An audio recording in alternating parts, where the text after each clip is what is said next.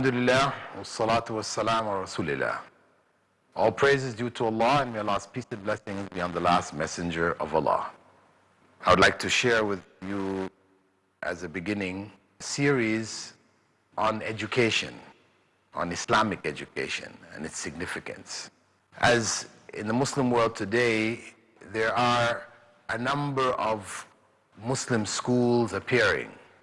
In our time, people have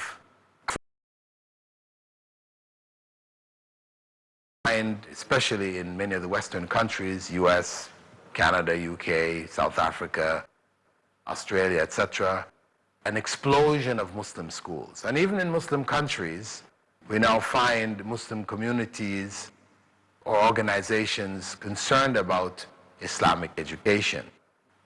In that context, I thought it was good to reflect on the goals of Islamic education and what really constitutes Islamic education.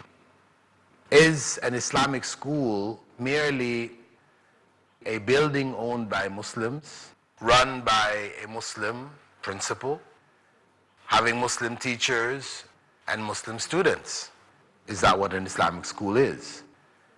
Or are there other issues which go beyond of Muslim people in a Muslim-owned or controlled setting? My contention is that we do have to look at other issues which are of greater relevance, because the idea of education itself needs to be understood from the experience of the West today.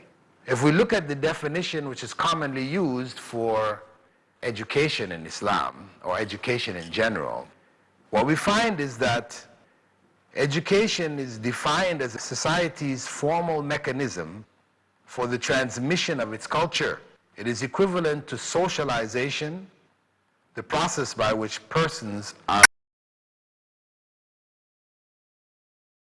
about here is not merely the conveyance of information, we could say secular or scientific information. You learn how to speak English, you learn mathematics, you learn the sciences. It is defined as society's way of conveying its culture to the next generation. That's the root. Therefore, it means that the material which is being used can change and can alter the whole face of that Islamic institution. If the material is not itself geared towards conveying the values of Islamic society, then it will not be surprising. It's not much different from Muslims attending government schools or non-Muslim schools. So what I'm suggesting is that we have to keep in mind the role of not only the individuals who are involved in this educational process, the staff, teaching, superstructure, and the building, but we have to look at the content itself. In reality, the Muslim approach to knowledge was always a holistic approach, in that there was no separation between what may be called secular knowledge and religious knowledge. That basic concept in Islam is that knowledge fundamentally comes from God. So whatever knowledge is acquired in some way should be used in a way which is pleasing to God, so that no separation was made. Sciences were taught along with the religious sciences, the religious fields of knowledge.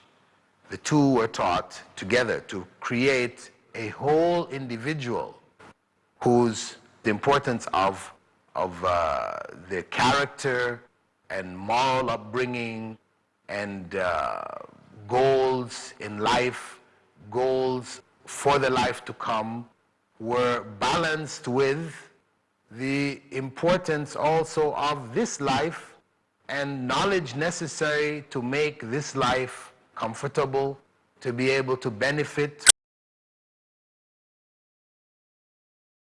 in this world. So that approach was, as I said, a holistic approach. Both aspects of knowledge were taught together.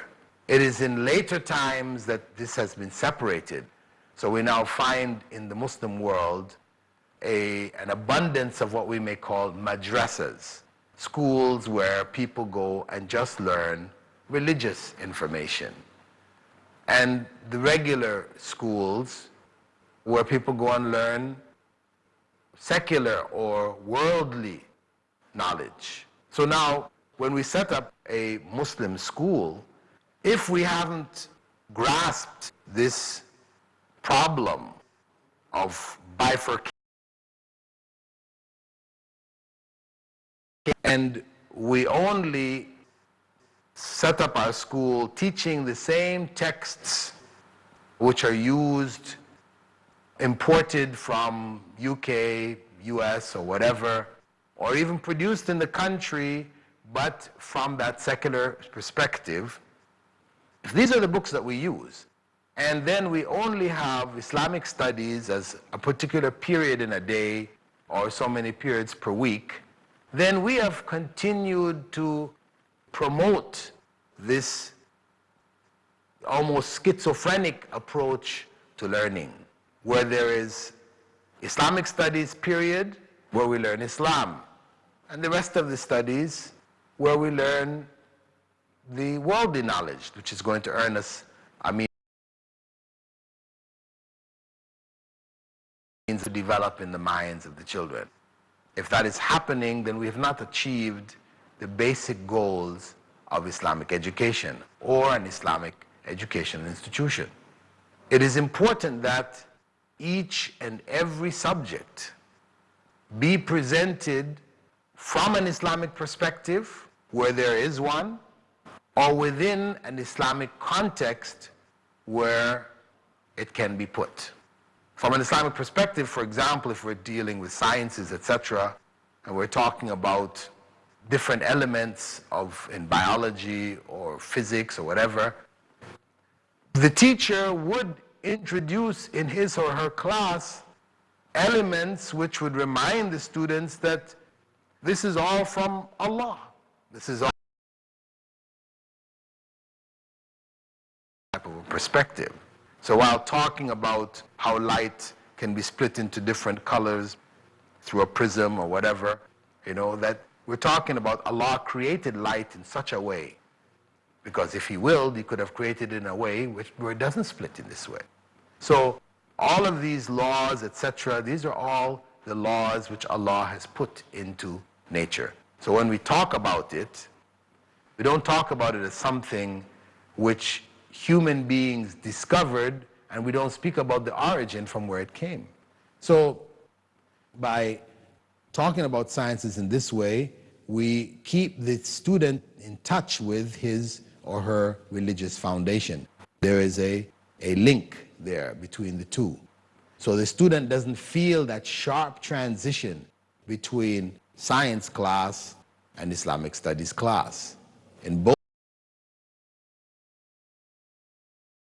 the greatness of Allah is spoken of, so that common factor exists. Some subjects one might say, well, what about English, or mathematics? English, for example, how do you teach English from an Islamic perspective? Well, the language is the language. We can't deny that the language is from a non-Muslim perspective, but where did language come from? Depending on the level of the knowledge of the students, if you're going to talk about English language, you can bring the idea that language is a gift from God. So there's a place where that can be introduced. But at least when we're teaching children the materials that we're using to teach English, for example, those materials should be presented within an Islamic context, meaning that books for kindergarten are mostly pictures. So what pictures, what images do you show the children? If you show them images that they can relate to, images of Muslim families in a world where there are non-Muslims also, but promoting Muslim values, the language can be taught while at the same time values can be taught. When one looks at children at the age of certain circumstance. So what kind of images do you show the child? You look into what kind of issues that children at that age have. At that age, children tend to have some kind of difficulty in sharing, for example. Of course, it depends on the families. Families may stress it, and so children are able to share. But the nature of the child is to want to hold things for himself or herself. They don't want to share it with others. So therefore, in your English class, when you're teaching those basic words for the early readers, the images that you put in the background are images which teach the child how to share and the value of sharing. So in that way, an Islamic value, the value of sharing, is taught. The images used of the children are Muslim children, so they can relate, are met. Books coming from the UK or from USA or Australia or wherever else, where they don't have the same considerations, where kids may be shown with, body parts exposed, or they may be shown, playing with dogs in a way we wouldn't in an Islamic society do. Not that Islam is against dogs, right? So you might even show in the book that you shouldn't harm even a dog, right? So the idea of throwing stones at a dog, chasing away dogs, viciously, really just trying to harm them, this is not a good thing. So you would teach them on one hand that this is not good, but on the other hand, your best friend, in the sense that he's going to sleep with you, you're going to be kissing the dog, the types of things that you find in other societies and which end up in their literature, in the books, and in the images that are presented. So rather than the school spend a month before class begins with these books coming from Western sources where you have to tear out pages, white out things, you prepare your own texts which express Islamic values, which are user-friendly for the children. They feel and they can see themselves in them. The Muslim world today. We have the structures now, and there are many more going up. We have teachers, principals, administrators. We have all of the extra or the superstructure, but the core of the Islamic school, which is the content which has to be conveyed, this is missing today. Unfortunately, Muslims have spoken about it over the years, books have been written on it, but it remains a theory. And this is the big challenge which we're faced with. So that the goals of education, which we said in the very beginning, to convey a society's values to the coming generation, that the students who come out of the system would be these values. They would have been molded by these values, and they would come out as useful members of society, being able to contribute to promote the higher values or higher human values throughout the society itself.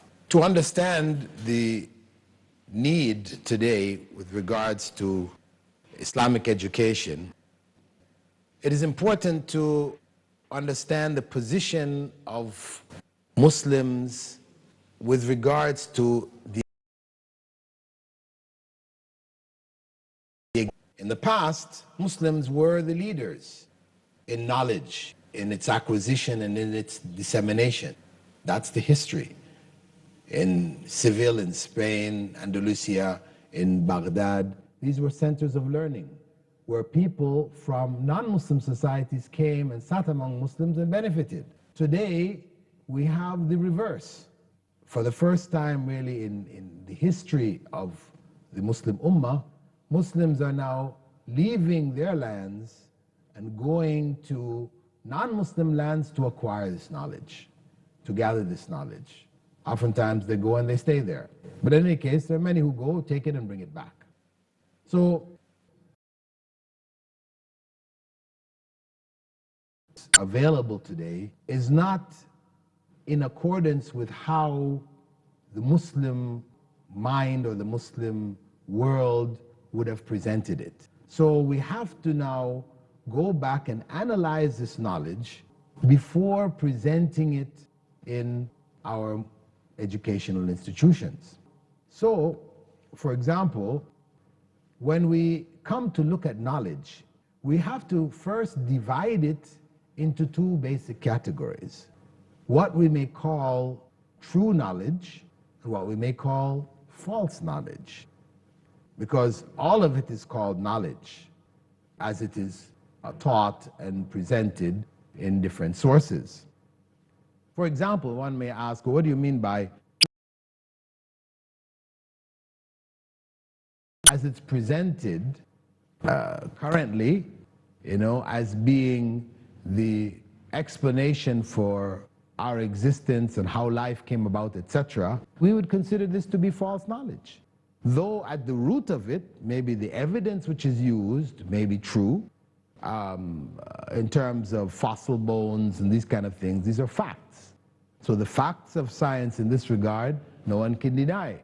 And its gathering, we can say, is a part of true knowledge. But how you read those facts may end up being false knowledge, because if those who are reading it are those who deny God's existence, then they are going to manipulate that information and present it in such a way.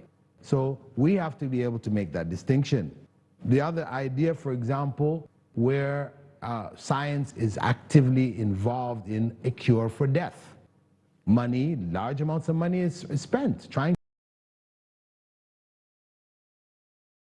knowledge. As Muslims, we would not engage in this pursuit. It is a waste of time and energy, because Prophet Muhammad, may God's peace and blessings be upon him, already told us that Allah has revealed a cure for everything except death. So there is no cure. We know everybody is going to die. There's no way to stop the clock, the biological clock, and live forever. Also, what may be in some other fields we could consider to be false knowledge is the democratic ideal which is taught in some of the areas of sociology, etc., where decisions are made by the people. Right and wrong is decided by people, not by God. I have to say, from the Muslim perspective, is false knowledge. Because human beings, whenever they set up systems, create laws, etc., they usually do so with some bias. You set up a system, it's going to be in favor of yourself, or in your class, or your caste, or your family grouping, or your tribe, or whatever. This is the nature of human beings to do this. So when you talk about, democracy, where the majority rules, then the minority suffers if they belong to a different caste, class, family, tribe, etc. So certain things of that nature, we have to say, we look at it as false knowledge. Real knowledge. Then, when we look at that category of real knowledge, or true knowledge, we have to divide it, again, we subdivide it into useful knowledge and useless knowledge. Useful knowledge and useless knowledge. Again, somebody might raise the question, what do you mean by useless knowledge? Especially where people are taught to seek knowledge for the sake of knowledge. This is a common phrase and concept which is promoted in Western education institutions or Western influenced educational institutions. knowledge for the sake of knowledge. Whereas the Islamic goal is knowledge for its usage.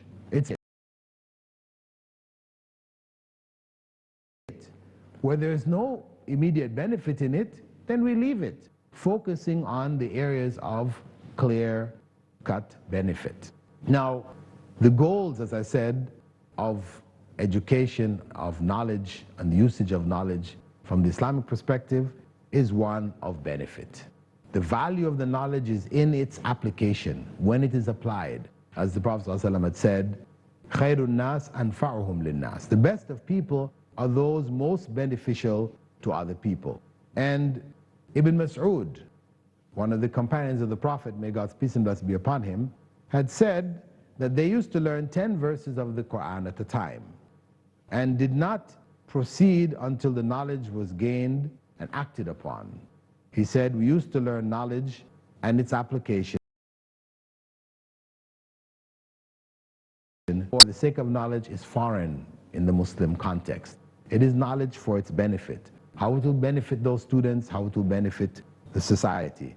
And of course, the whole process of education, acquiring knowledge and conveying it, has to be within the context of the fear of God. It is a faith-based system.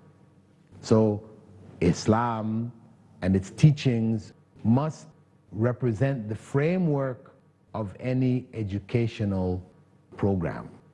So to wrap things up, I'd just like to stress again that the process of education, one of conveying one's culture to the next level,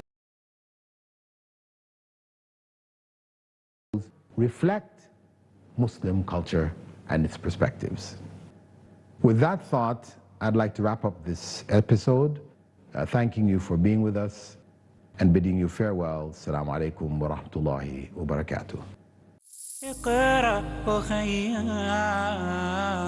ورتل القرآن اصبح بصوتك اسمع الأكوان اقرأ كلام الله داوي نفوسنا لنحس في أعماقنا الإيمان من فؤاد كالحجارة قسوة فإذا